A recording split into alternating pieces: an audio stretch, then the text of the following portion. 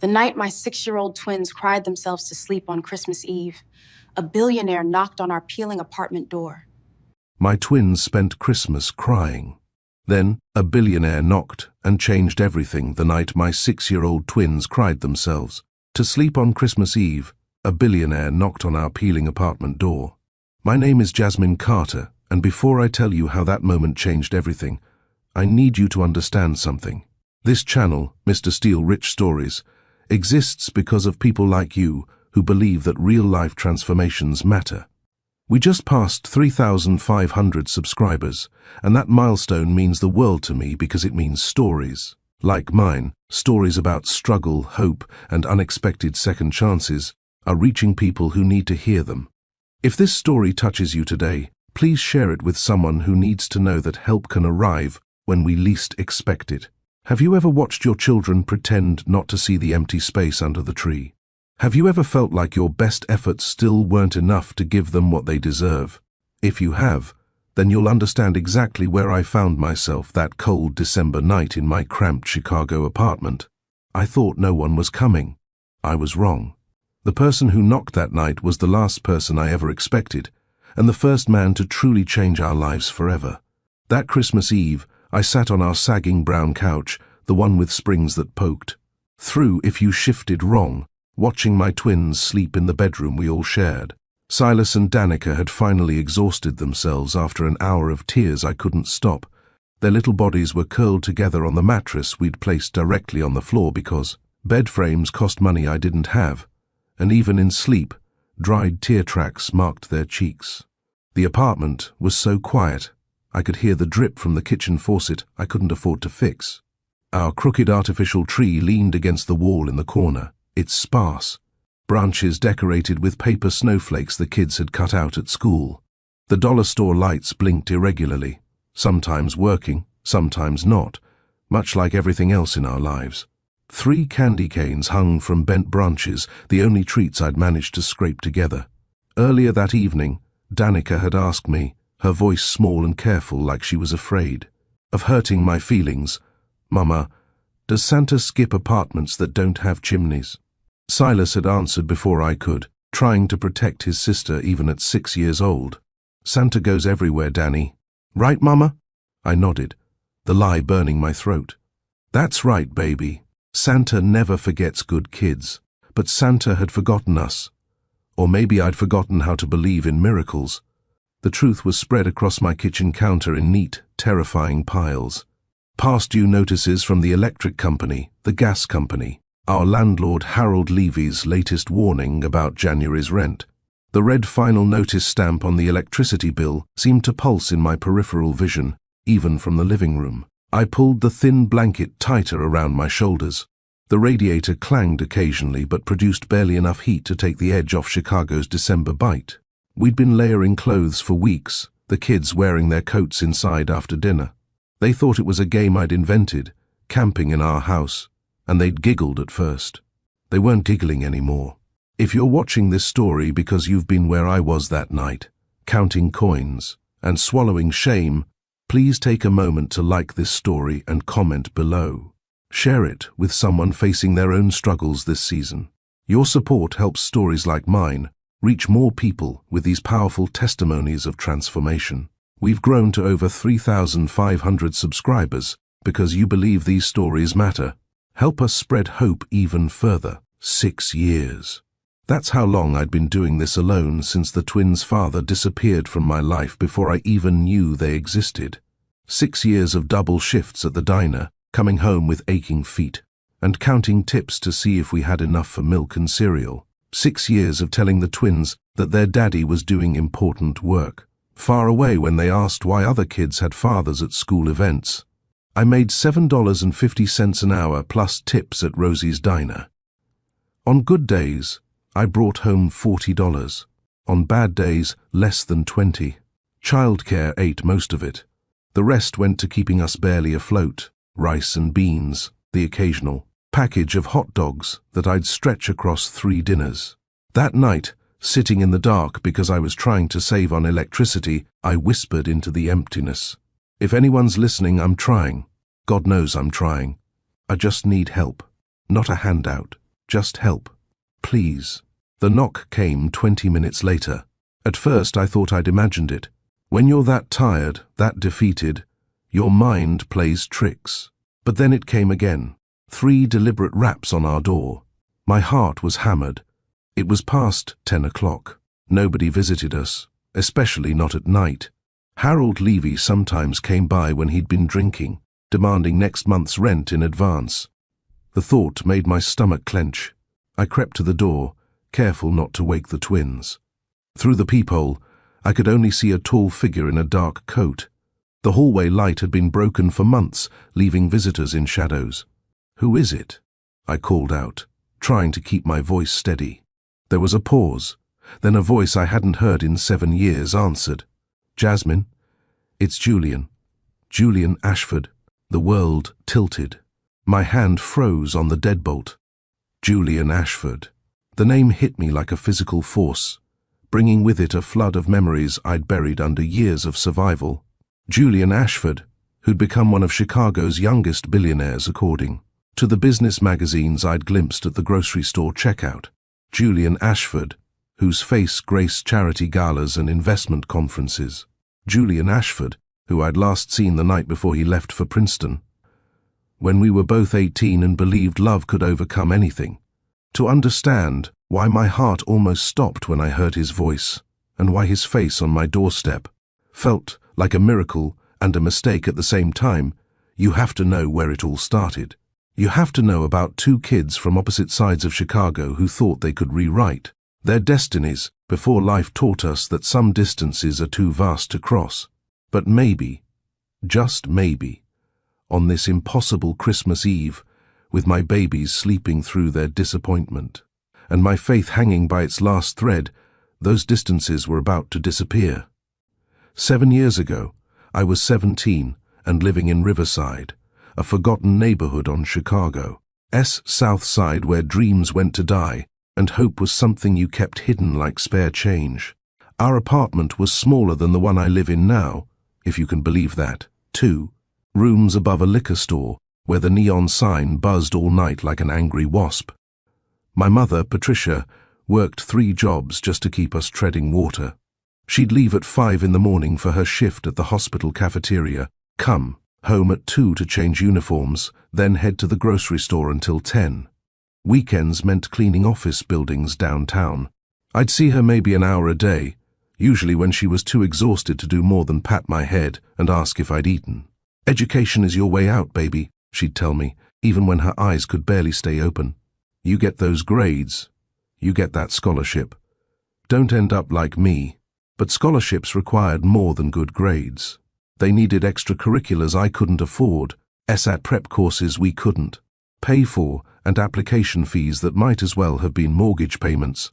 I worked at a bakery after school, bringing home day-old bread and whatever pastries were about to expire.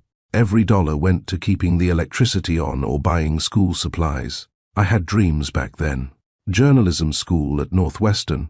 Maybe working for the Tribune someday. I kept a notebook full of practice articles about our neighborhood, stories nobody else would tell.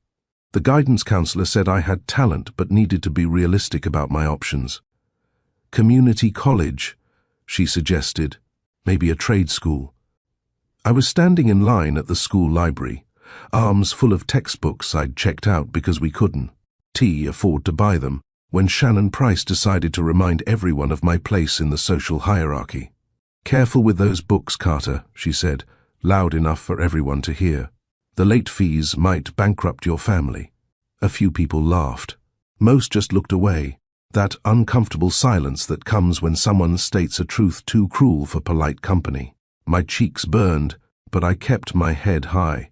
I'd learned early that showing weakness only invited more attacks. The parking lot incident happened on a Tuesday in October. I was carrying a box of cupcakes from the bakery, and my boss let me take home the ones that didn't sell, along with my stack of library books. I was thinking about my history essay, not watching where I was going, when I collided with something solid. Books went flying. The cupcake box exploded open, sending chocolate and vanilla frosting across the asphalt. I stood there, watching 3 days of desserts, My mother's only treats for the week, destroyed in seconds. "Oh God, I'm so sorry," a voice said. I wasn't looking where I was going. I looked up to find Julian Ashford kneeling in the parking lot, trying to salvage what he could of my cupcakes. I knew who he was. Everyone did. He lived in one of those houses with actual yards and two-car garages. His father owned a small accounting firm. They weren't wealthy like Shannon's family, but they were comfortable in a way my family had never been. "Leave it," I said, my voice sharper than intended. "They're ruined." "Not all of them." He held up one chocolate cupcake that had somehow survived, its frosting only slightly smudged. "And the books are fine. A little frosting never hurt anyone." He pulled a rag from his backpack, which carries rags in their backpack, and started wiping down my textbooks. I stood there, frozen between embarrassment and something else I couldn't name. "Physics, calculus, AP history," he read from the spines. "Either you're a genius or a masochist." "Both," I said, surprising myself. "The genius part helps with the torture." He laughed, a genuine sound that made something flutter in my chest. "I'm Julian. I know who you are. And you're Jasmine Carter. You wrote that piece in the school paper about the lunch program. It was brave." I'd written about how the free lunch program stigmatized poor kids, making us stand in separate lines like we were contaminated. The administration hadn't been pleased. "Brave is just another word for having nothing left to lose," I said. He studied me for a moment, then handed me my cleaned books. "Maybe. Or maybe it means fighting even when the odds are against you." The next morning, I found a bakery box sitting on my locker. Inside were 6 perfect cupcakes from Magnolia's, the expensive bakery downtown.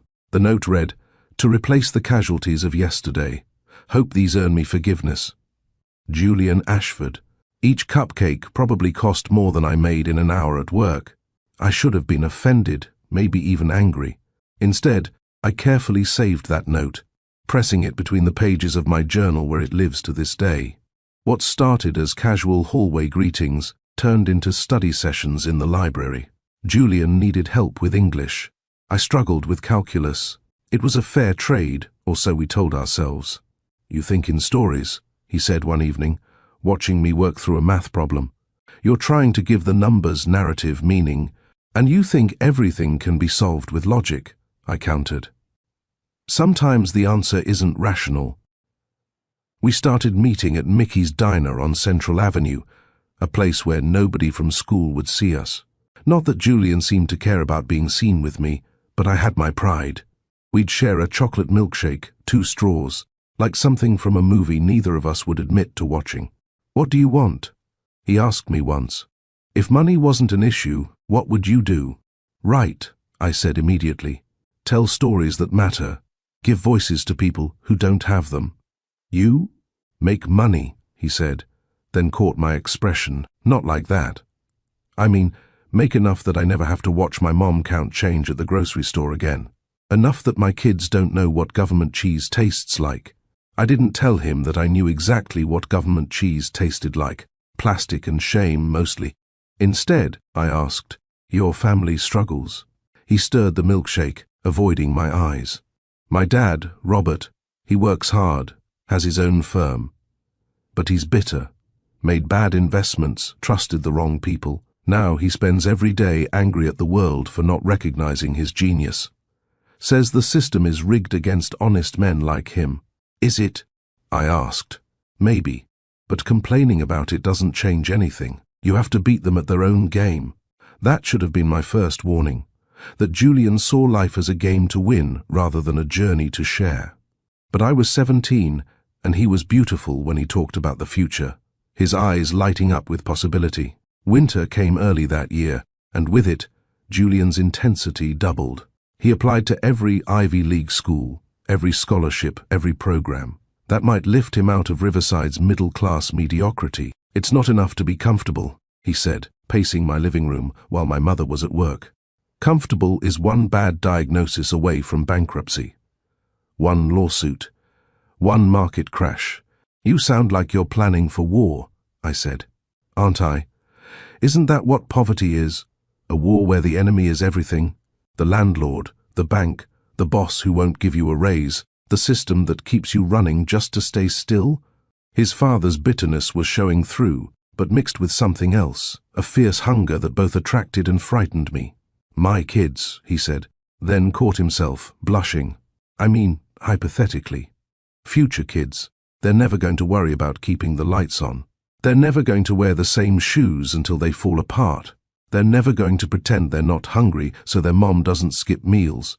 Julian, I'm going to make so much money that 3 generations won't have to think about it." The way he said it, like a blood oath, made me believe him completely. But between all his planning and striving, there were moments of pure sweetness. He'd leave poems in my locker, terrible ones he wrote himself. He'd walk me home, even when it added an hour to his journey. He knew exactly how I took my coffee, too much sugar, splash of milk, and would have one waiting when I got to school. "We're going to make it out," he'd say, holding my hand as we walked through Humboldt Park. "Together, promise?" I'd ask, half joking but needing to hear it. "Promise. You and me against the world." The Princeton letter arrived in March. Full scholarship, early admission to their business program. Julian called me, voice shaking with excitement and something else. Fear, maybe. "This changes everything," he said.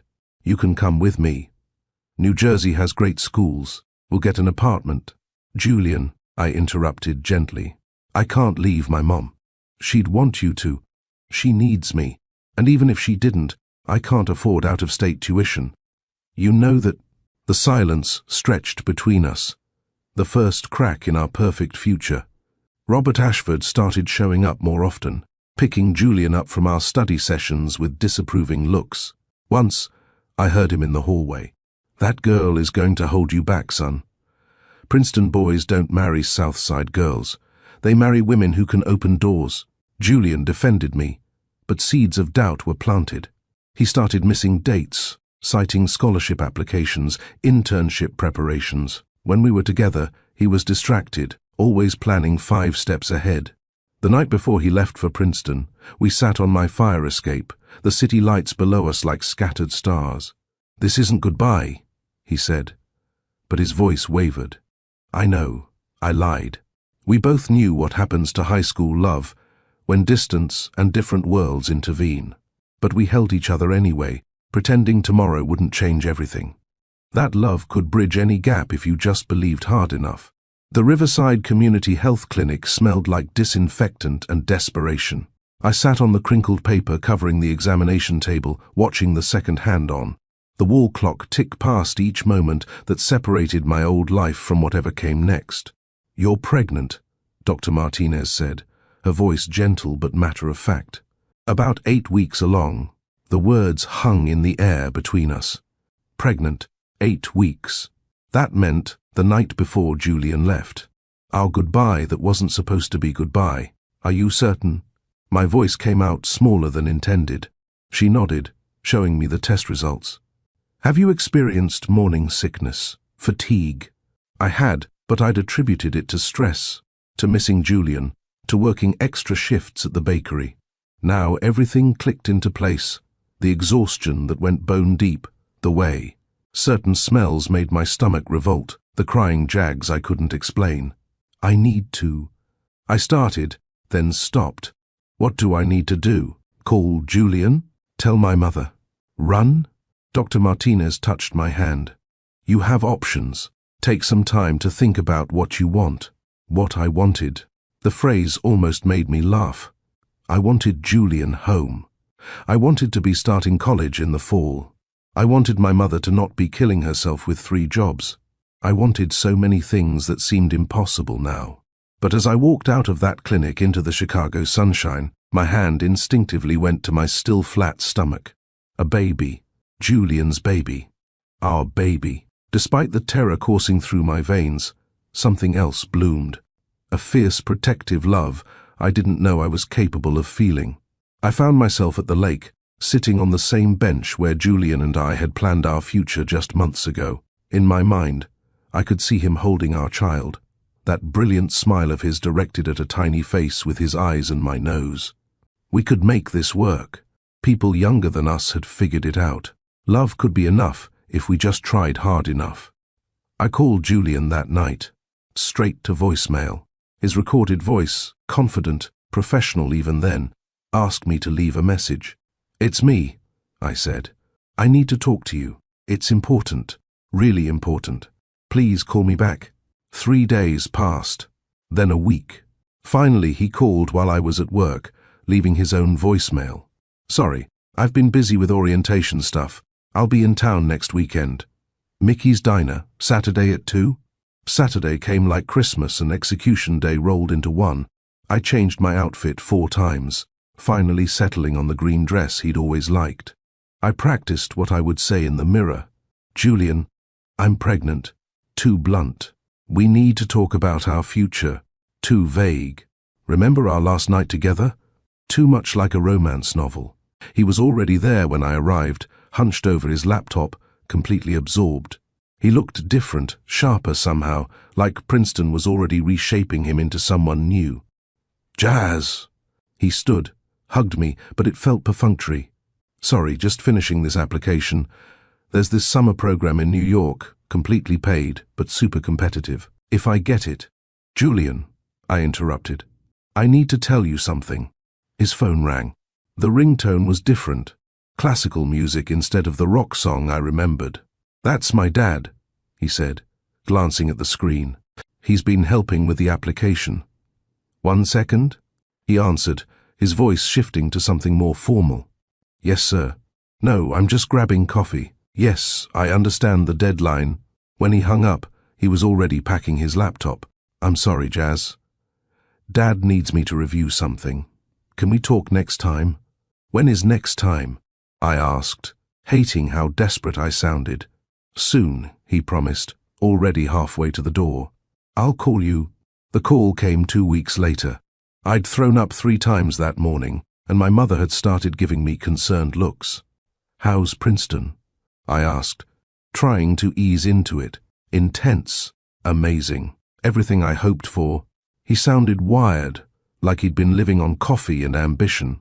"Listen, Jazz, about us." My heart stopped. "What about us?" "I've been thinking. Long distance is harder than I expected, and with everything I'm trying to accomplish here. Are you breaking up with me?" The words came out sharp, accusatory. No, I just need to focus. My advisor says freshman year sets the tone for everything. I can't afford complications right now." Complications. The word hit me like a physical blow. Is that what I am now? What would our baby be like? Family stuff, relationships, even thinking about kids someday. It all has to wait until I'm established. You understand, right? I understood perfectly. I understood that the boy who'd promised me everything was becoming a man who saw me as an obstacle to overcome. "Sure," I whispered. "I understand." I spent 3 days writing that letter. Every word was chosen carefully, weighed for its impact. The paper got tear-stained, and I had to start over twice. "Dear Julian," I wrote, "I've tried calling, tried telling you in person, but life keeps getting in the way. So I'm writing this down, hoping that seeing the words will make them real for both of us. I'm pregnant, 8 weeks, as of my last appointment. The baby is due in March. I know this isn't what you planned. It's not what I planned either. But plans change, and sometimes the unexpected blessings are the ones that matter most. I'm not asking you to give up Princeton or your dreams. I'm asking you to expand them, to see a future where you can be brilliant and be a father, where success includes love, not just money. I'm scared, Julian. Terrified, actually. But I'm also sure about 2 things. I love you, and I already love this baby. Our baby. If you want to be part of this, I'll fight alongside you to make it work. If you don't, then I need to know that too. All my love, Jasmine. I drove to his house on Maple Street, my hands shaking on the steering wheel. The envelope felt heavy as lead in my purse. Robert Ashford answered the door before I could knock, like he'd been watching from the window. He looked older than I remembered, grayer, with deep lines around his mouth that suggested a lifetime of disappointment. "Miss Carter," he said, making my name sound like something distasteful. "Julian isn't here." "I have something for him," I said, pulling out the envelope. He didn't reach for it. "Whatever teenage drama you're peddling, my son doesn't need it. He's at Princeton now. He's going places. Don't drag him backward." "This isn't a drama," I said, my voice stronger than I felt. "This is important. Everything is important when you're 18, he said dismissively. "Leave it on the table if you must. I'll make sure he gets it when he's home for Thanksgiving." Thanksgiving was 2 months away. But what choice did I have? I set the envelope on their hallway table, weighing it down with a ceramic angel that sat there. Linda Ashford's angel, I remembered. She collected them. "Please make sure he gets it," I said. Robert's smile was cold. Of course. I learned the truth years later, from Linda Ashford herself, but the facts are simple. Robert waited exactly 10 minutes after I left. Then he picked up my letter, studied the envelope with my careful handwriting, spelling out Julian's name. He opened it with the same letter opener he used for bills, extracting my heart's confession like it was junk mail. He read just enough, the word pregnant jumping off the page, before his face hardened into something cruel and decisive. He didn't burn it immediately.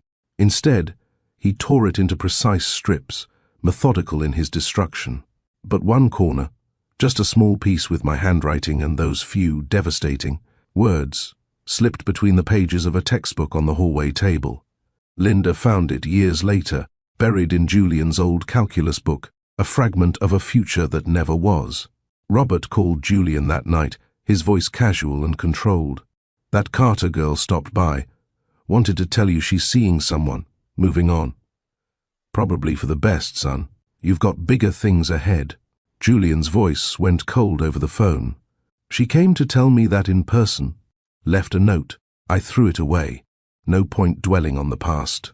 The lie settled into Julian's chest like shrapnel, sharp and poisonous. He deleted my number that night, blocked my social media, and turned his pain into fuel for his ambition. My calls went unanswered. Texts disappeared into the void. After 2 weeks of silence, I understood the message. I was on my own. I couldn't stay in Riverside, couldn't watch my belly grow, while the whole neighborhood whispered. My mother deserved better than a daughter who'd repeated her own story, pregnant and abandoned. Another generation of struggle. I found a room for rent in Cicero, and told my mother I'd gotten a job opportunity. She knew I was lying but didn't push. Maybe she recognized the particular weight in my movements, the careful way I'd started carrying myself. "You do what you need to do, baby," she said, pressing $200 into my hand, money I knew she couldn't spare. "And when you're ready, you come home." But I couldn't go home, not until I'd figured out how to be a mother without being a burden. The contractions started at 3 in the morning on March 15th. I was alone in my rented room, timing them on my phone with an app I'd downloaded. When they got to 5 minutes apart, I called a cab, couldn't afford an ambulance, and checked myself into Cook County Hospital. Twins, the ultrasound tech had told me at 20 weeks, and I'd laughed and cried simultaneously. Of course it was twins. The universe didn't do anything halfway when it came to teaching me lessons. Silas came first, 5 pounds 2 ounces, quiet and observant even then. Danica followed 4 minutes later, 4 pounds 11 ounces, announcing her arrival with a wail that could have woken the dead. The nurse placed them on my chest, these 2 tiny humans who were somehow mine, and I felt my heart crack open and reform into something entirely new. They had Julian's nose, both of them, and his long fingers. But their eyes, those were mine, dark and determined. "Hey babies," I whispered. "I'm your mama. It's just us, but that's okay. We're going to be okay." The first 3 years blur together now, a kaleidoscope of midnight feedings, first steps, emergency, room visits when fevers spiked, and the constant juggling of childcare and work schedules. We moved 4 times, each apartment slightly worse than the last as prices rose and my wages didn't. I became an expert at making 1 chicken last 3 meals, at finding free activities to keep the twins entertained, at smiling when they asked about their daddy and saying, "He had important things to do, but he loved you very much." Sometimes, late at night when they were finally asleep, I'd allow myself to look Julian up online. His rise was meteoric, tech startup, venture capital, magazine covers. Self-made millionaire. Before 25, one headline read, another proclaimed, Julian Ashford, the future of innovation. In every photo, he looked focused, driven, and successful. He also looked alone. I'd close the laptop and go back to my reality, lunches to pack, laundry to fold, bills to juggle. His was a different story now, one that didn't include us. And that had to be okay. Those watching this unfold need to understand something. A single lie, a moment of interference, can redirect entire lives. Robert Ashford's decision to destroy my letter didn't just separate two young lovers. It deprived my children of their father, deprived Julian of the family he didn't know he had, and set all of us on paths we never chose. But here's what I learned in those hard years. Bitterness is a luxury single mothers can't afford. I could have poisoned my children against their father, could have told them how he abandoned us. Instead, I chose a different story, one where their father was brilliant and driven, where timing and circumstances just didn't align. Because someday, I believed, truth has a way of surfacing, and when it did, I wanted my children to be ready for love, not armed with resentment. Standing in my apartment that Christmas Eve, watching Julian's face through the peephole. 7 years after I'd last seen him, I realized that someday had finally come. That December felt colder than any I could remember, like Chicago itself had decided to test how much more I could take. Our apartment on the 3rd floor of a building that should have been condemned years ago fought a losing battle against winter. The windows rattled with every gust of wind, their frames so warped that we'd stuff towels in the gaps. Still, ice formed on the inside of the glass each morning. The radiator clanged and hissed but produced barely enough heat to keep the pipes from freezing. We lived in layers, sweaters over shirts, socks over socks.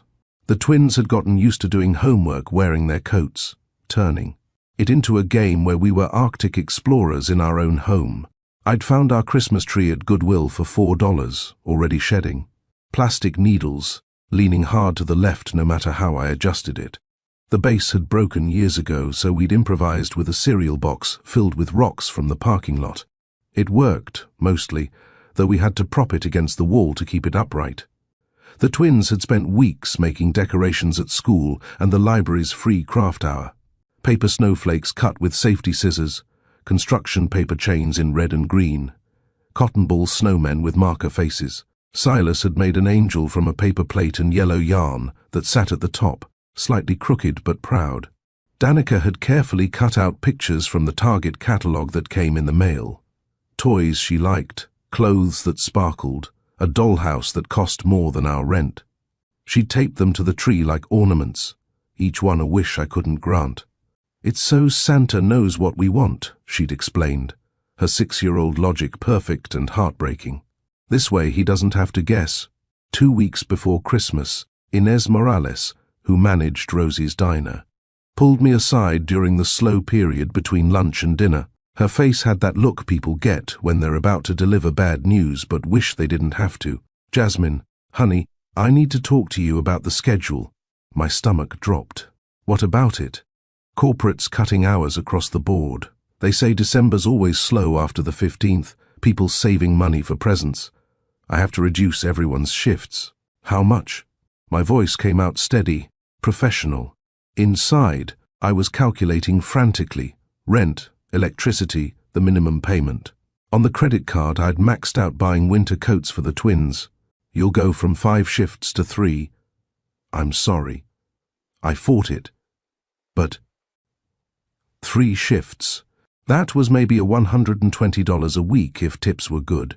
Rent alone was $650 a month. I understand, I said, because what else could I say? Inez had 3 kids of her own. She wasn't the enemy here. After New Year's, things should pick back up, she offered. But we both. New January was just as slow, everyone recovering from holiday spending. I nodded, smiled, and told her it was fine. Then I locked myself in the employee restroom and pressed my palms against my eyes hard enough to see stars, willing myself not to cry. That extra shift was supposed to pay for the refurbished tablet I'd seen at the pawn shop, the one thing I'd hoped to put under the tree. The twins could have shared it, used it for homework, maybe even played some games. I splashed cold water on my face, fixed my ponytail, and went back to the floor. Table 6 needed refills. Table 10 was ready to order. I smiled, laughed at jokes, pretended that my world hadn't just gotten smaller. The thin walls of our apartment building meant privacy was a luxury nobody could afford. I could hear Elena Ortiz from apartment B on the phone most evenings, her voice carrying through the ventilation system. 3 days before Christmas Eve, her words drifted into our apartment like toxic smoke. Some families just have to accept they'll have a smaller Christmas this year, she was saying. It's the economy. Kids need to learn that sometimes Santa has to make tough choices about which children get the good presents. I was in the kitchen making dinner, rice again, with the last of the frozen vegetables, when I noticed Danica standing very still by the heating vent, listening. "Mama," she said, her voice small, "does Santa skip kids who don't have money?" "No, baby. Santa doesn't care about money." But she'd inherited my intelligence and my skepticism in equal measure. Then why did Mrs. Ortiz say he has to choose? I knelt down, took her hands. They were so small, still dimpled at the knuckles like a baby's. "Santa sees good hearts, not bank accounts, and you and Silas have the best hearts I know." She wanted to believe me. I could see it in her eyes, the war between 6-year-old hope and the reality she was already beginning to understand. Christmas Eve morning came grey and bitter. I woke to Silas's worried face inches from mine, his breath forming little clouds in the cold air of our apartment. "Mama, I'm scared Santa won't find us." I pulled him into bed with me, his small body shivering. "Why would you think that, baby? Our building doesn't have a chimney, and Tommy at school said Santa only goes to houses, not apartments." Danica appeared in the doorway, arms crossed, trying to look tough. "Tommy's an idiot," she declared, then quickly added, "Sorry for saying idiot, but what if he's right?" Silas whispered. I sat up, pulled both of them close. "You know what? Let's write Santa letters right now. We'll make sure he knows exactly where we are." We gathered at our small kitchen table, with paper I'd taken from work and the good pen I saved for important documents. Silas went first, his letters careful and wobbly. "Dear Santa," he wrote. "I live in apartment C. It's the one with the towels in the windows. I've been good except for when I pushed Danica, but she pushed me first. Please bring a red fire truck with a real ladder. And please bring something to make Danica not cry at night. She thinks I don't know, but I do. Love, Silas Carter." Danica shot him a look but didn't deny it. Her letter was neater, more pragmatic. "Dear Santa, I know you're very busy and there are lots of kids. If you can only bring one thing, I want a bike with purple streamers. But what I really want is a warm coat for my mama. Hers has a broken zipper and she gets cold walking to work. We live at 4782 West Fullerton, apartment C. You can come through the window if you need to. Danica Carter. P.S. Silas still believes in you, so please come for him." That postscript broke my heart clean in half. While the twins watched cartoons on our ancient television, the one that only got 3 channels and required aluminum foil on the antenna, I did inventory in the kitchen. 3 pounds of rice, 2 cans of beans, half a jar of peanut butter, pancake mix but no syrup, 6 eggs, a quarter gallon of milk that would expire in 2 days. I did the math on the back of an envelope. If I was careful, if I ate only 1 meal a day, we could make it to January 3rd, when my next paycheck would come. The food bank would reopen January 2nd. We could survive. My phone buzzed with a text. Commonwealth Edison. Automated message. Final notice. Your account is past due. Service disconnection scheduled for December 27 unless payment of $127.43 is received. I deleted it before the twins could see, but the numbers burned in my mind. December 20 to 7th. 3 days after Christmas. At least we'd have lights for the holiday, even if we'd lose them after. If you're still hearing this story, You probably know what it feels like to stretch every dollar until it screams, to smile when your children ask for things you can't give, to lie awake calculating and recalculating numbers that never add up to enough. If this resonates with you, please share this story. Comment below with your own experience of a difficult holiday. Sometimes knowing we're not alone is the gift that matters most. Dinner was rice with butter and the last of our salt. I'd found a box of brownie mix in the back of the cupboard, expired but still good, and made those for dessert. The apartment smelled like chocolate, which almost made up for everything else. We ate by candlelight, not for ambience, but to save electricity. The twins thought it was fancy. Like a restaurant, Silas said, his face glowing in the flickering light. A really nice restaurant, Danica agreed, playing along for her brother's sake. After dinner, I tucked them into their shared bed. They'd pushed their mattress into the living room earlier that week, saying it was warmer near the radiator. But I knew they wanted to be close to the tree, to wake up and immediately see if Santa had come. "Mama," Silas asked, as I pulled their blanket up to their chins, "why do some kids get lots of presents and some kids don't get any?" I sat on the edge of their mattress, choosing my words carefully. "You know how sometimes at school, some kids are really good at math and others are good at art?" They nodded.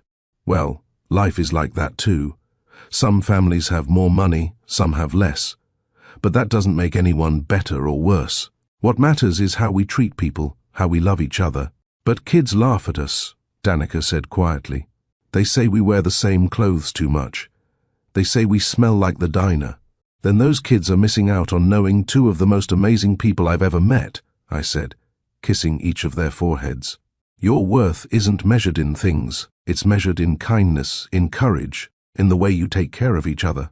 Despite my words, maybe because of them, both twins started crying. Not the loud, dramatic tears of a tantrum, but the quiet, defeated tears of children who are learning too early that life isn't fair. "I don't want to be the only kid without presents," Silas sobbed into his pillow. "I hate being poor," Danica whispered, the words cutting deeper than any knife could. I held them, one in each arm, feeling their tears soak through my shirt.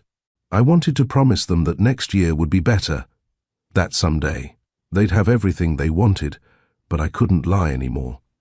All I could do was hold them, rock them gently, and hum the lullaby my mother used to sing to me.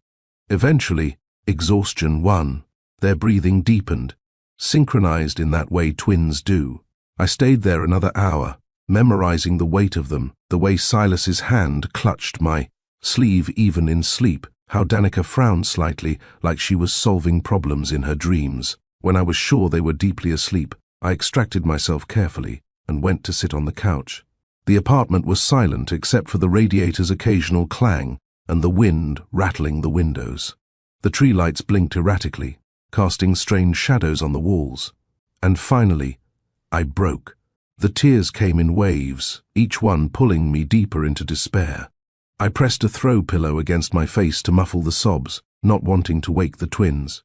6 years of struggling, of never quite making ends meet, of watching other children have what mine couldn't. It all crashed over me at once. "I'm trying," I whispered into the darkness. "God, universe, whoever's listening, I'm trying so hard. I work every shift they give me. I don't buy anything for myself. I haven't had a new pair of shoes in 3 years. I just need help. Please. Not for me, for them. They deserve better than this. They deserve a mother who can give them Christmas." The silence that answered felt infinite, empty. I curled up on the couch, pulling the thin blanket around me, and closed my eyes.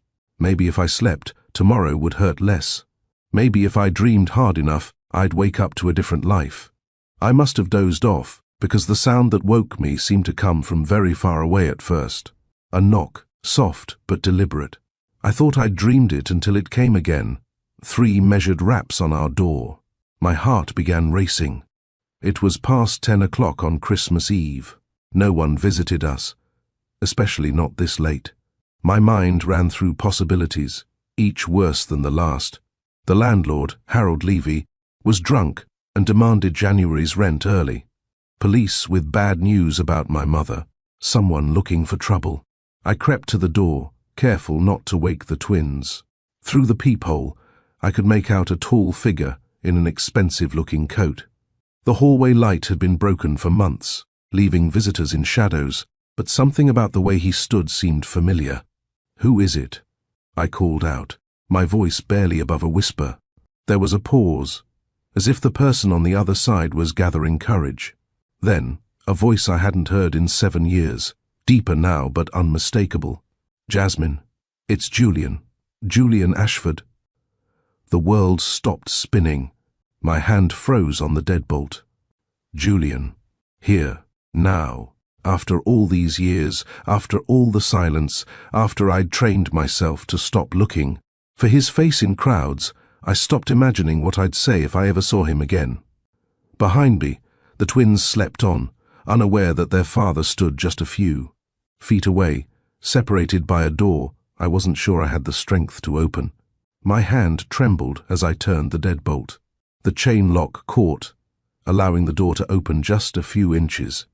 Through the gap, I saw him, Julian Ashford, 7 years older, but unmistakably him. The boy I'd loved had become a man who wore his success like armor.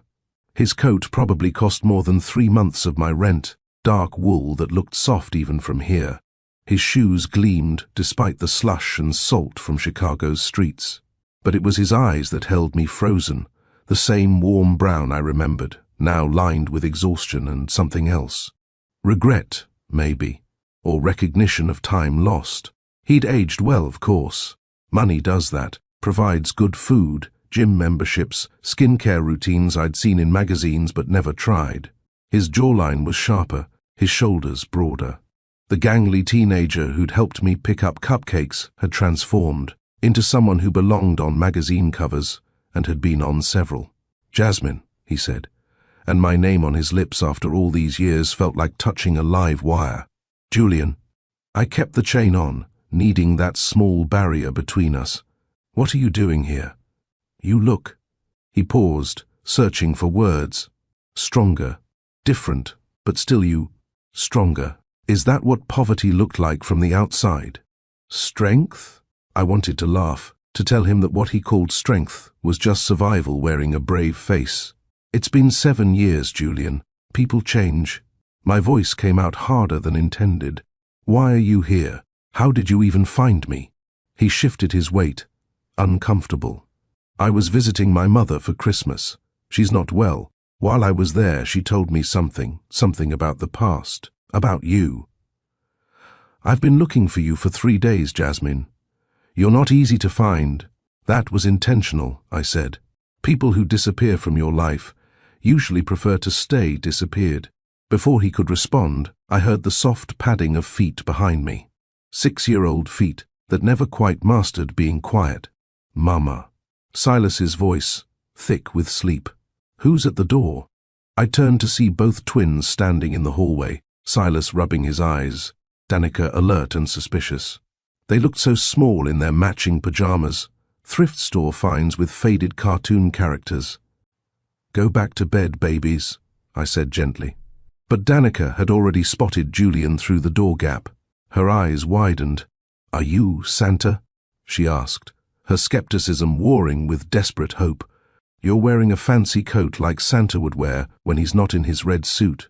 I heard Julian's sharp intake of breath. "I'm just someone your mom used to know," he managed. Silas had crept closer, peering around his sister with that shy curiosity that defined him. "You look sad," he observed. "Did you lose your reindeer?"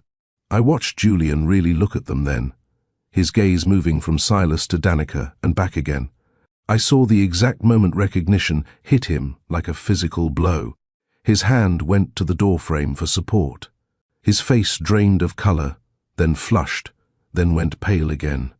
He was doing the math, their age, their faces, those features that were undeniably his, the same nose he'd inherited from his grandmother, the same way their left eyebrow arched slightly higher than the right when they were thinking. "How old?" His voice cracked. He cleared his throat, tried again. "How old are they?" 6, I said quietly. "They turned 6 in March." March, 7 months after that, last night, before he left for Princeton.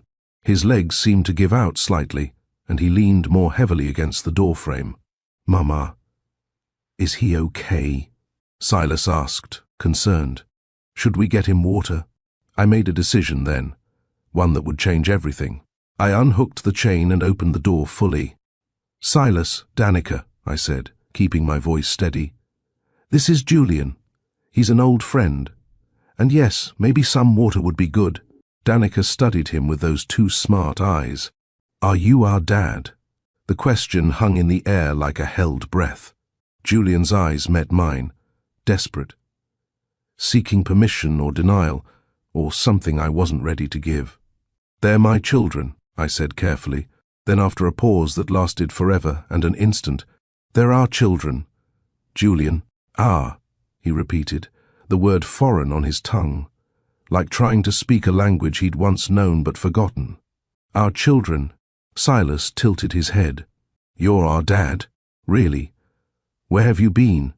"Come in," I said, "because what else was there to do? You can't have revelations of this magnitude in a doorway. It's cold in the hall." He entered our apartment like he was entering a church, careful and reverent. I watched him take in our reality, the sagging couch, the crooked tree, the towels stuffed in the windows, the blankets piled on every surface. This was what 7 years looked like without him, measured in things broken and barely fixed. Sometimes forgiveness doesn't start with grand apologies or explanations. Sometimes it starts with opening a door you've kept locked, not because you're ready to forgive, but because you're tired of carrying the weight of keeping it closed. Julian sat on our couch, and it creaked under him, springs protesting. The twins, sensing something momentous even if they didn't understand it, flanked him immediately. Children have their own gravity, pulling adults into their orbit without trying. "Do you have a job?" Danica asked, getting straight to business. "I do. I run a company." "What kind of company?" Silas asked.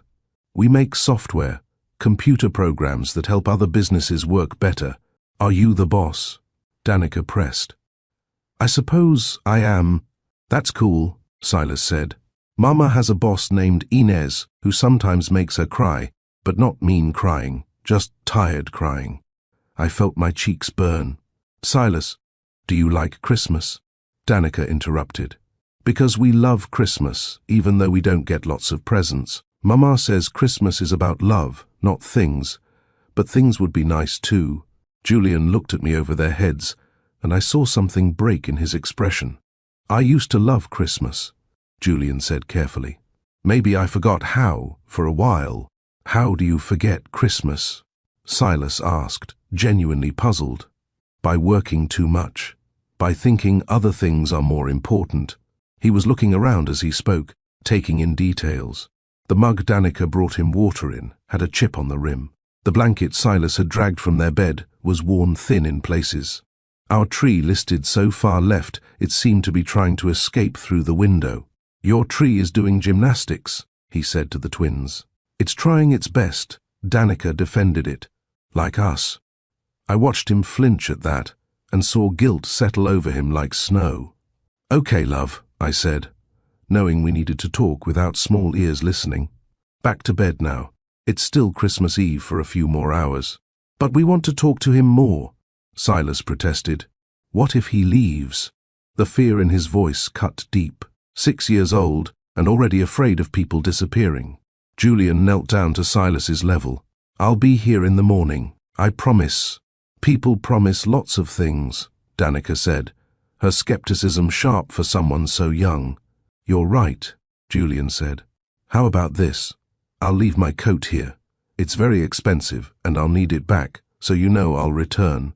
He shrugged off his coat and handed it to Danica, who tested its weight, seemed satisfied by its obvious quality. "Okay," she decided. "But if you leave, we're keeping it. Fair deal." With the twins back in bed, though I doubted they were sleeping, Julian and I sat across from each other. I made instant coffee, the only kind we had, and watched him try not to react to its bitterness. "How old are they exactly?" he asked, though he already knew. 6 years, 9 months, and 9 days, I said. They were born on March 15th, Silas at 3:42 in the morning, Danica at 3:46. Twins, he said, wondering in his voice. And their names? Silas Michael and Danica Rose. Carter. They have my last name. He nodded, accepting that like a sentence he'd earned. March 15th. So you were pregnant when I left for Princeton, about 8 weeks along when you left. I found out a few weeks later. The question exploded from him. Why didn't you tell me? For a moment, rage flared so hot I thought it might consume me. Then I remembered he didn't know. He truly didn't know. I tried, Julian. God, how I tried. I called you 17 times, left 9 voicemails, sent text messages that you never answered. I even came to your house. His face changed, confusion replacing accusation. I never got. When did you come to the house? November. You were home for Thanksgiving break. Your father answered the door. My father. Understanding began to dawn in his eyes. He told me you didn't need my teenage drama, that you were at Princeton now, going places. He said to leave whatever message I had, and he'd make sure you got it. You left a message. I left a letter. Explaining everything. Telling you about the pregnancy. Asking for nothing except to know if you wanted to be involved. Julian's hands were shaking now. He set down his coffee mug before he dropped it. 3 days ago, Julian said slowly, my mother gave me a box of things from my old room. She's dying, Jasmine. Cancer. She wanted me to have some memories. In that box, tucked inside an old textbook, was a corner of paper. Just a scrap, really. But I recognized your handwriting. I waited, my heart pounding. It said pregnant and our baby. Nothing else, just those words on a torn piece of paper. I confronted my father. He's older now, maybe weaker, or maybe guilt finally broke him. He admitted everything. Everything. He read your letter, tore it up. One piece must have slipped into that textbook before he destroyed the rest. He told me you'd moved on with someone else, that you'd stopped by to make sure I knew it was over. I was so angry, so hurt, I blocked your number, deleted everything. I threw myself into school, into work, into becoming successful enough that no one could ever make me feel that powerless again. The silence stretched between us, 7 years of lies filling the space. So our children, I said, my voice deadly quiet, went to bed hungry, sometimes wore shoes until they fell apart, cried themselves to sleep tonight because they thought Santa forgot them, all because your father decided we were distractions from your precious success. Julian's face crumpled. Jasmine, do you know what it's like to look your 6-year-old in the eye and lie about why they don't have a father? To watch them make Father's Day cards at school for no one? To see them pretend they don't notice other kids have things they'll never have? No, he whispered. I don't know, but I want to. I want to make it right.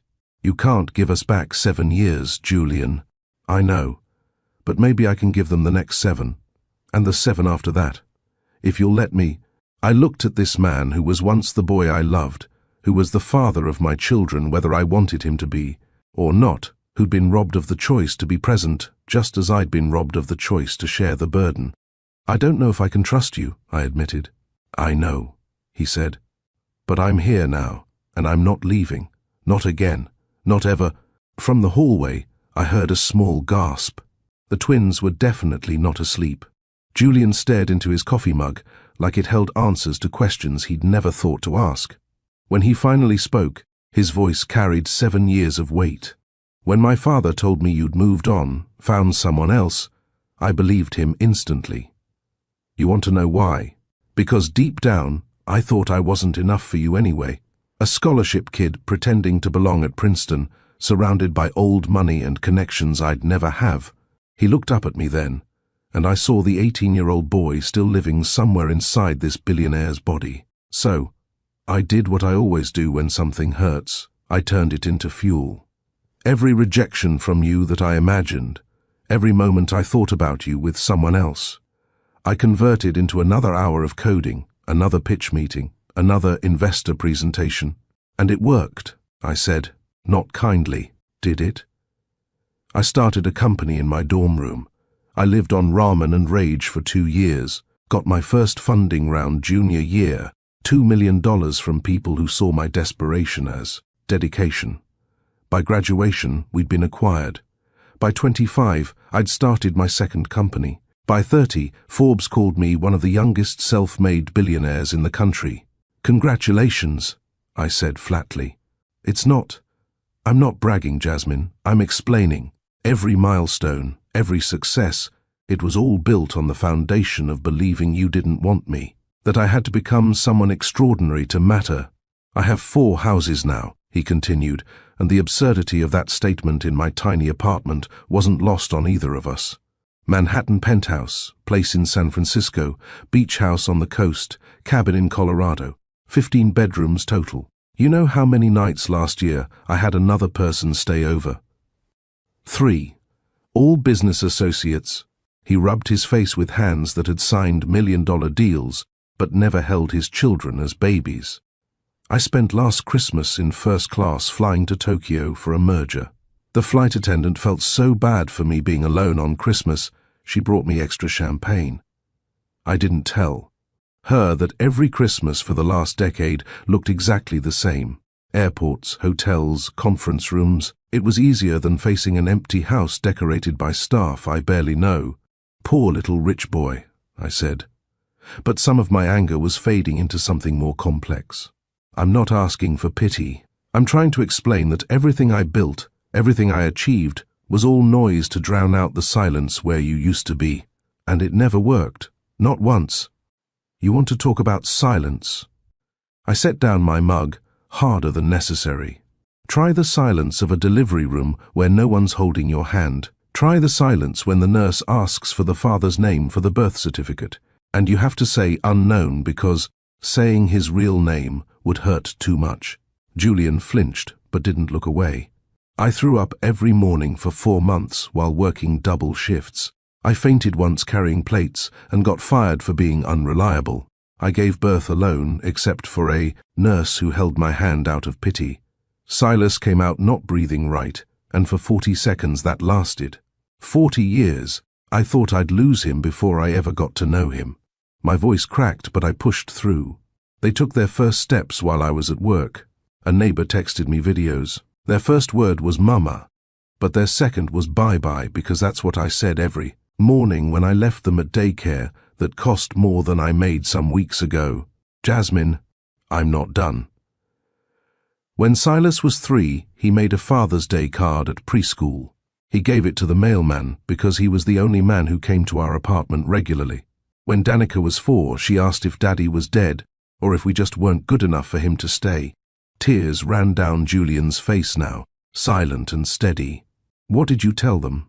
He whispered. I told them their father loved them, but had important things to do far away. I turned you into a fairy tale rather than a villain because I refused to let my pain become their burden. The truth sat between us like a living thing.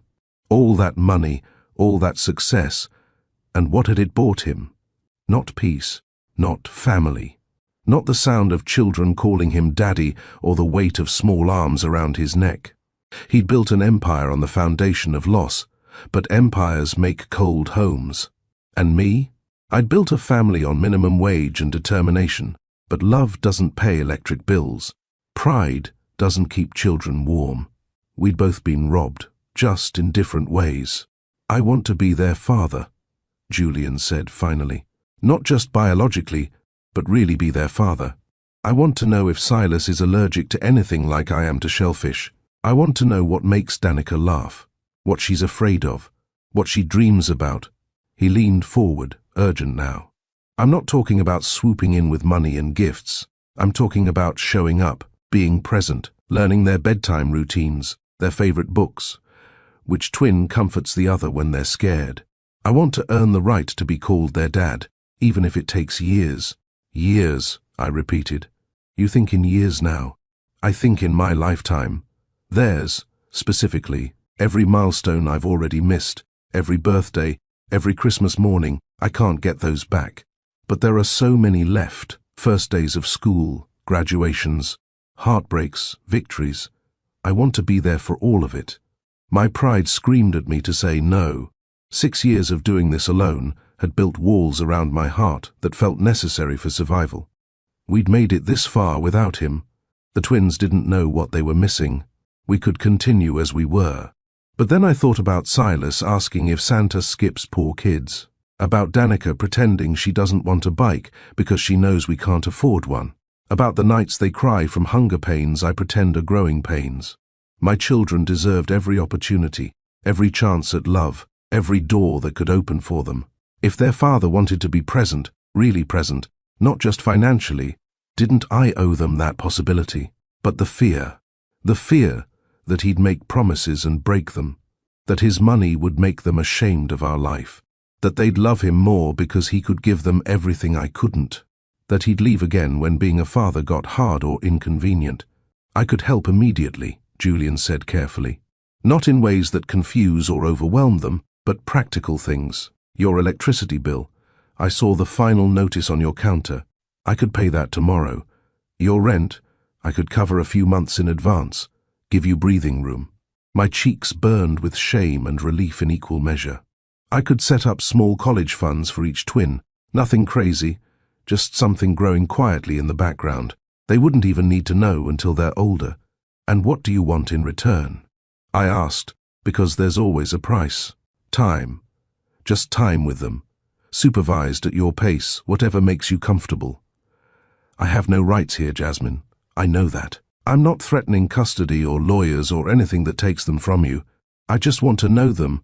If we do this, I said slowly, there are rules. Non-negotiable rules. Anything. No grand gestures that confuse them or make them question our life. No showing up with expensive toys that make everything I've given them look cheap. No. Promises you might not keep. No undermining my authority. I'm their mother. I make the decisions about their health, their education, their well-being. Understood. We go at their pace. If they're uncomfortable or scared or just not ready, we slow down. Their emotional safety comes before your need to be their father. Of course. And, Julian, if you run again, if this gets hard or complicated or interferes with your next billion, you don't get a third chance. You'll be running from two children who will remember you this time, who will know exactly what you chose instead of them. Tomorrow's Christmas, he said quietly. Let me take you all to breakfast. Somewhere nice but not intimidating. Real pancakes, not from a box. Fresh fruit. Good coffee for you. Hot chocolate for them. That's your solution? Pancakes? It's a start. Public, neutral ground. No pressure. We can tell them the truth, or as much as they can understand. Let them ask questions. Let them decide if they want to know me. I thought about our empty refrigerator, about the breakfast I'd planned, the last, of the pancake mix with water instead of milk, no syrup, pretending it was a game. There's a place called Manny's on Division. They have good pancakes. Then Manny's it is. 9 o'clock? 9 o'clock, I agreed, feeling like I was stepping off a cliff. But Julian, this isn't a yes to everything. This is a yes to breakfast, a yes to seeing what happens when they know who you are. Everything else, we take one moment at a time. That's more than I deserve, he said. More than I dared hope for when I knocked on your door. Why did you? After all this time, why now? Because my mother is dying, and she told me the only thing she regrets is the time she wasted being afraid. Because I learned my father stole my choice to be a father. Because I've spent 7 years becoming someone important, only to realize I've never been important to anyone who matters. He stood to leave, then paused at the door. Jasmine, I know I have no right to ask this, but thank you for not slamming the door, for protecting them from bitterness, for being the parent they needed when I wasn't there to be one. I didn't do it for you, I said honestly. I did it for them. I know. That's what makes you extraordinary. Not that you raised them alone, but that you raised them without hate. That takes a strength I'm not sure I have. You'll need to find it, I told him. Being their father now, after missing so much, knowing what your absence cost them, that's going to take more strength than building any company. I know, he said. I'm ready to try. He retrieved his coat from where the twins had carefully placed it on their bed, probably taking turns trying it on. The thought almost made me smile. 9 o'clock, he confirmed at the door. I'll be early. I'll wait outside until you're ready.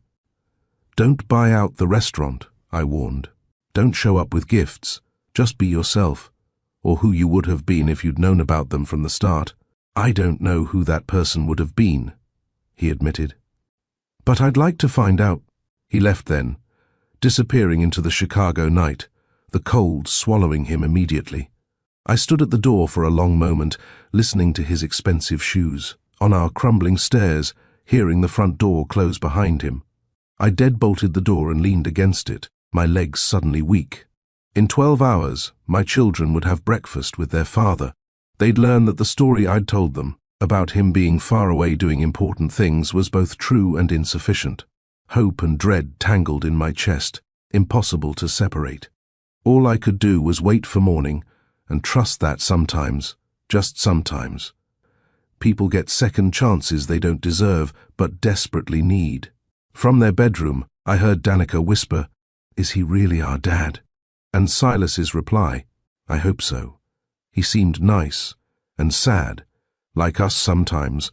Christmas morning arrived with weak sunlight filtering through our frosted windows. The twins woke at 6:47. I knew because I'd been awake since 4, rehearsing conversations in my head. "Mama, it's Christmas." Silas bounded onto my bed, his energy infectious despite my exhaustion. Danica followed more cautiously, already scanning the room for signs of overnight magic. Under our crooked tree sat 2 small packages I'd wrapped in newspaper comics, the only festive wrapping I could manage. They tore into them with the enthusiasm only children can muster for dollar store presents. Coloring books featuring generic cartoon characters and 8 packs of crayons. That would break within days, but you'd have thought I'd given them gold. "Look, Mama. This one has dinosaurs." Silas showed me every page, narrating which ones were plant-eaters and which were the scary kind but not too scary. Danica had already started coloring, her tongue poking out in concentration. "The princess needs purple hair," she declared. "Purple is fancier than yellow." Watching them find joy in these simple gifts, knowing what conversation awaited us, nearly broke my resolve.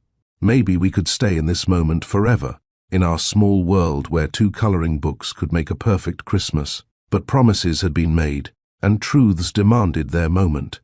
I made them breakfast, the last of the pancake mix, fashioned into shapes that only vaguely resembled anything. They didn't care. They were happy, syrup-sticky and giggling at each other. This would be the most important conversation of their young lives, one that would reshape every story they'd told themselves about who they were, where they came from, why their family looked different from their classmates. I washed their faces, settled them on the couch and sat between them, pulling them close. My hands found theirs. Silas's still slightly sticky despite washing. Danica's cold like always. "My love, we need to talk about something important. Are we in trouble?" Silas asked immediately. "Did someone complain about us again?" Danica added, already defensive. "No, babies, nothing like that. This is good news, complicated news but good." I started with what they knew, building a bridge to what they didn't. You know how families come in all different shapes, right? Some have grandparents raising them. Some have 2 mothers or 2 fathers. Some have aunts and uncles as parents. They nodded, following along. Our family has always been the 3 of us, me and my 2 favorite people in the whole world. That doesn't change. Nothing changes how much I love you or how we take care of each other. But, Danica prompted, because she could always sense the but coming. "But you've always had a father too. He just didn't know about you. It's complicated and involves people making mistakes, but he knows now. He found out recently, and he very much wants to know you." Silence. Silas's hand tightened in mine. Danica pulled back slightly to look at my face, searching for the trick, the joke, the catch. "The man from last night," she said. It wasn't a question. "Yes, Julian. His name is Julian Ashford, and he's your father." Silas was the first to speak, his voice small and uncertain. "Is he going to live with us now?" "No, sweetheart. He has his own place. But he wants to spend time with you, get to know you, if that's okay with you both. Why didn't he come before?" Danica's question came sharp, accusatory. She was protecting herself, her brother, maybe even me. If he's our dad, where was he? How do you explain adult cruelty to children? How do you tell them their grandfather, a man they'd never met, had destroyed their parents' chance at being together? How do you make them understand without making them bitter? Sometimes grown-ups don't tell each other important things. Someone lied to him about us, told him we didn't need him. He believed that lie because he didn't know better. As soon as he learned the truth, he came to find us. So he didn't want us? Silas asked, and the double negative made perfect sense in his 6-year-old logic. He didn't know you existed to want you. But now he knows, and he very much wants to know you both. Danica crossed her arms. That's stupid. Adults are supposed to know things. You're right. Adults should know better, should do better. But we make mistakes too. Big ones sometimes. Is he rich? Danica asked suddenly. He looked rich. His coat was really soft, and his shoes were shiny even though it was snowing. I chose my words carefully. He has money, yes. He owns a company, works very hard. But money doesn't make someone a good or bad person. What matters is how they treat others, how they love, how they show up. Can he buy us things? Danica pressed, and I heard both hope and suspicion in her voice. Being your father isn't about buying things. It's about being present, caring about your lives, your dreams, your fears. Things are just things. Silas had been quiet, processing. Finally, he asked, "Can I show him my space book, the one from the library about Mars? Do you think he likes space?" "I think he'd love to see your space book." "And my drawings?" "I made one of a rocket ship family. There's room for 4 people in it." He paused, then added quietly, "I always made room for 4, just in case." My heart shattered and reformed in the span of that sentence. What would you do at this moment? How would you balance honesty with protection, truth with innocence? Every parent faces times when we must translate adult failures into words children can process without losing their capacity for trust. If this story moves you, please share it with someone who needs to. Hear that families can find their way through impossible situations.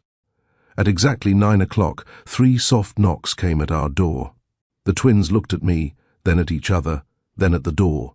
"That's him," Danica stated. "Should we answer it?" Silas asked, suddenly shy. "Together," I said, standing and taking their hands. This time, there was no hesitation at the door, no chain lock. But my heart still raced, not with fear now, but with something more complicated. Hope, maybe, or the terrifying vulnerability of letting someone into the fortress I'd built around my children. Julian stood in the hallway, snow dusting his shoulders. He looked nervous, younger somehow, holding a simple shopping bag. "Hi," he said, his voice catching slightly.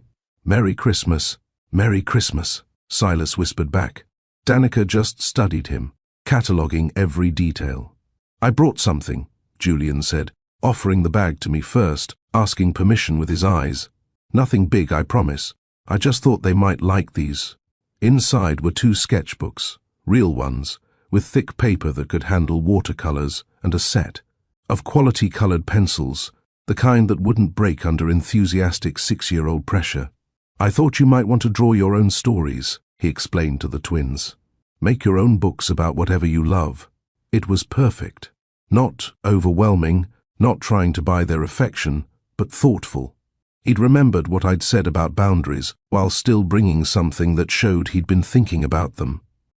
"These are the good pencils," Silas exclaimed, recognizing quality even without experience with it. "The kind the art teacher has, but we can't use." "Now you have your own," Julian said, his smile tentative but genuine. Danica immediately opened her sketchbook, running her hand over the blank pages. "It's so white," she said, almost reverently. "Not like the printer paper at school." "Thank you," Silas said, then added formally, "Mr. Julian." "Just Julian is fine," he said, then looked at me, "or whatever your mom thinks is appropriate." "Julian is fine," I confirmed. Within minutes, both twins were on the floor, new pencils scattered around them, already drawing. Silas worked on a rocket ship, but better than my old one, while Danica drew what appeared to be our family. Though I noticed she'd made 4 figures instead of 3. "Is that us?" Julian asked, kneeling beside her. "Maybe," she said cagily. "I haven't decided yet." "You're on probation." "Probation?" He glanced at me, amused and confused. "She learned that word from a court show at the laundromat," I explained. "It means we're watching you," Danica clarified. "To see if you're good." "That seems very fair," Julian said seriously. "How long is my probation?" Danica considered this. "Until I say it's over." "She's tough," he said to me. "She's had to be," I replied, and we both heard the weight in those words.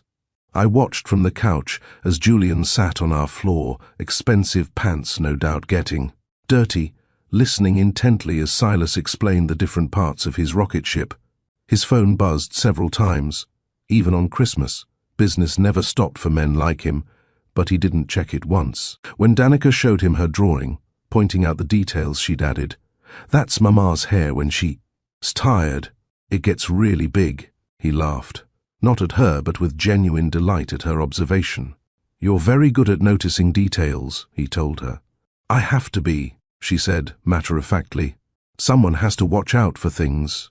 The guilt that crossed his face was swift and deep, but he didn't make excuses or promises. He just nodded and said, "You're right. Thank you for watching out for things." For 40 minutes I observed this man who shared my children's DNA, but nothing of their history, trying to find his place in their world. He was careful, respectful, following their lead rather than forcing connections. When Silas scooted slightly closer to show him something, Julian stayed perfectly still, like sudden movement might scare him away. When Danica tested him with increasingly difficult questions, "What's your favorite color? Do you like fish sticks? Can you do a cartwheel?" He answered each one seriously. "Should we go get those pancakes?" Julian asked eventually, checking his watch. "The restaurant gets crowded later." "We need coats," Silas announced, then looked troubled. "Mine has a broken zipper." "Mine too," Danica added, though hers was actually just missing buttons. "That's okay," Julian said. "Coats do that sometimes."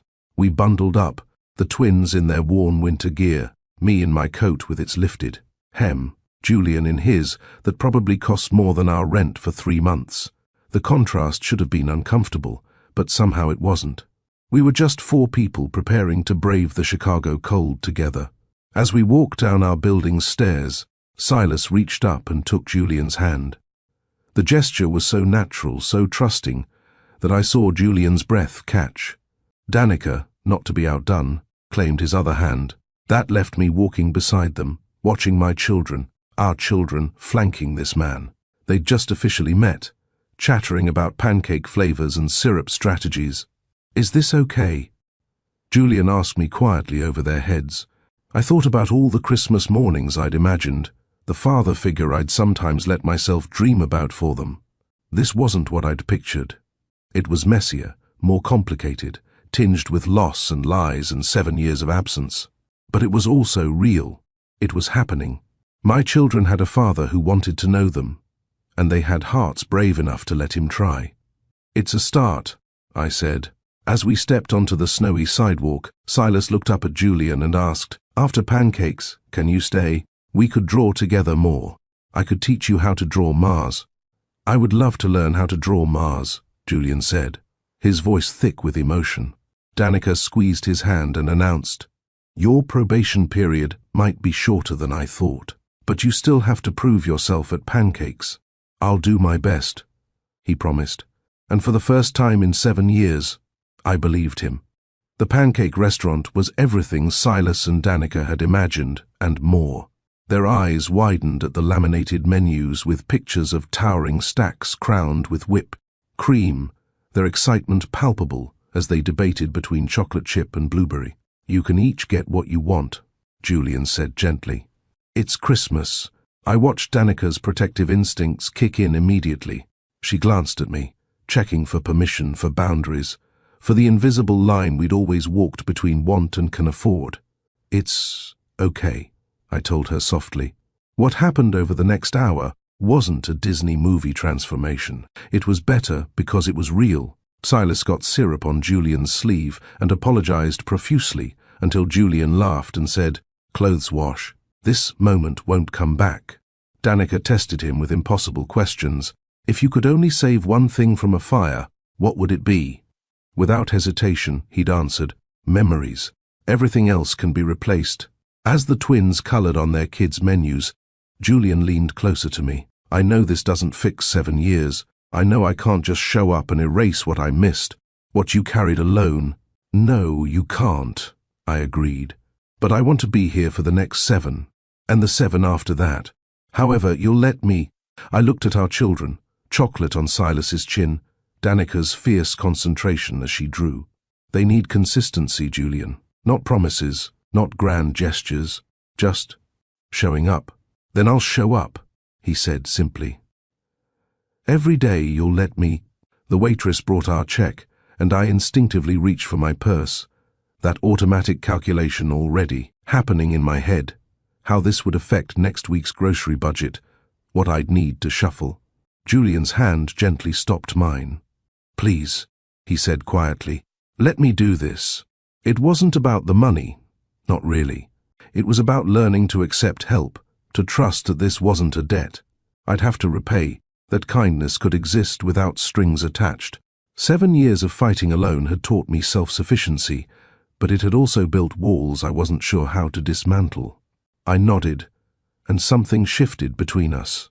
Not forgiveness, that would take time, but maybe the beginning of understanding. Back at the apartment, Julian kept his promise about drawing. He sat on our worn carpet, learned how to draw Mars from a 6-year-old professor, and listened to Danica's elaborate stories about the rocket ship family who lived on stars. In my story, Danica explained, pointing to her latest drawing, the family gets separated because of a big storm in space, but they find each other again because they all remember the same constellation. Julian looked at her thoughtfully. What constellation? I haven't decided yet. It has to be special. Something that means home. She paused, chewing her lip. What would you pick? He considered this seriously, understanding that this was another test, another way she was trying to figure out if he belonged in their story. Orion, he said finally, because no matter where you are on Earth, you can find it. It's constant, reliable. Even when everything else changes, it's there. Danica studied him, then carefully drew 3 stars in a row. Orion's belt, she said. The family's constellation, so they can always find their way back. I had to look away, blinking back tears. Silas, meanwhile, was explaining the atmospheric composition of Mars with the confidence of someone who'd memorized every page of his library book. Julian asked questions, real ones, not the patronizing kind adults sometimes use with children. He wrote notes in the margin of Silas's drawing, creating a collaboration between them. Did you know, Silas said, warming to his subject, that a day on Mars is almost the same as a day on Earth? It's only 40 minutes longer. I didn't know that, Julian admitted. So if you lived on Mars, you'd get 40 extra minutes every day. Silas looked up at him. What would you do with 40 extra minutes? Julian didn't hesitate. Spend it with people I love. It was the right answer. I could see it in the way Silas's shoulders relaxed, the way he scooted incrementally closer to Julian, closing the physical distance that mirrored the emotional gap they were bridging. When 5 o'clock came, I expected him to make excuses, to remember his other life, his real world of boardrooms and obligations. His phone had buzzed 17 times during our afternoon together. I'd counted. Instead, he silenced it completely and asked, "Would it be okay if I came back tomorrow? And maybe the day after?" Silas nodded enthusiastically. Danica studied him with those old soul eyes before pronouncing, "Probation continues." "But you're doing okay." "I'll take it," Julian said, his smile genuine. At the door, he hesitated, his hand on the frame. "Thank you, Mara, for this, for them, for being stronger than I knew anyone could be." He paused, then added quietly, "I know you didn't need me to survive. You've proven that. But I'm hoping maybe you'll let me be here anyway. Not because you need rescuing, but because they deserve to know their father, and I deserve the chance to know them." It was the most honest thing he'd said all day. "One day at a time," I told him. "That's all I can promise. One day at a time is enough. After he left, Silas climbed into my lap, his spacebook forgotten. Mama? Is it okay to like him? Oh, sweetheart. It's more than okay. Good, he said, relaxing against me. Because I think maybe I do. He listens like you listen. Like what I say matters. Danica joined us, her new sketchbook clutched to her chest. He's still on probation, she reminded us, even the pragmatist. But he remembered that I like my pancakes cut in triangles, not squares. And he didn't try to hug us when we didn't want to. That's important. Very important, I agreed. And, Mama. She looked up at me with those eyes that saw too much. You smiled today. The real smile, not the tired one. Had I? I thought back over the day. The nervous morning, the cautious breakfast, the afternoon of drawings and tentative connection. Yes, I realized. I smiled, really smiled, for the first time in longer than I could remember. That night, as I tucked them in, they didn't ask about presents or complain about what we didn't have. Instead, Silas whispered, "This was the best Christmas," and Danica added, "Do you think he meant it? About coming back?" "I think he did," I said, and surprised myself by believing it. I stood in their doorway after they'd fallen asleep, watching them breathe in sync, the way twins sometimes do. For 7 years I'd protected them, provided for them, loved them with every exhausted fiber of my being. I'd been enough because I'd had to be. But watching Julian with them today, seeing Silas's face light up when someone asked about Mars, seeing Danica, test and trust in equal measure, I realized that maybe, just maybe, enough could become more than enough. Not because I couldn't do it alone, but because they deserved a father who wanted to try. My phone buzzed. A text from Julian. "Thank you for today. I know I have years to make up for, and I know I can't. But I promise to be present for all the years ahead. Sweet dreams to all 3 of you." I typed and deleted 3 responses before settling on. Same time Tuesday. His response was immediate. "I'll be there. Thank you, Mara, for the second chance." 3 months later, Julian hadn't missed a single Tuesday and Thursday visit, plus alternating Saturdays. 6 months in, Danica officially ended his probation. A year later, Silas started calling him Dad without anyone suggesting it. But that's a different story. Have you ever had to choose between protecting your heart and opening it to possibility? Have you watched someone prove themselves worthy of trust, one small action at a time? Some second chances are worth taking. Some people, when given the truth, will show up. Not perfectly, but consistently. This story doesn't end here. It evolves. Just like Mara and Julian. Just like all of us navigating complicated relationships. Second chances, and the courage to let people prove who they really are. If this story moved you, share IT with someone who needs to remember that endings can also be beginnings, that families aren't always born. Sometimes they're built, that one brave conversation can change. Everything that's showing up matters more than showing up perfectly. Drop a comment below. What would you do in Mara's position? Would you have opened the door that Christmas morning? Have you ever given someone a second chance that changed your life? Because sometimes the bravest thing we can do is give someone the chance to show up. And sometimes they actually do. But what Mara didn't know yet was that Julian's father, the man who'd orchestrated the lie 7 years ago, had just discovered where she lived. And he had very specific plans for his newly discovered grandchildren. Plans that didn't include her. Will Mara's newfound hope survive when the man who destroyed her past tries to control her future? The choice she makes next will determine whether her family stays together or gets torn apart all over again.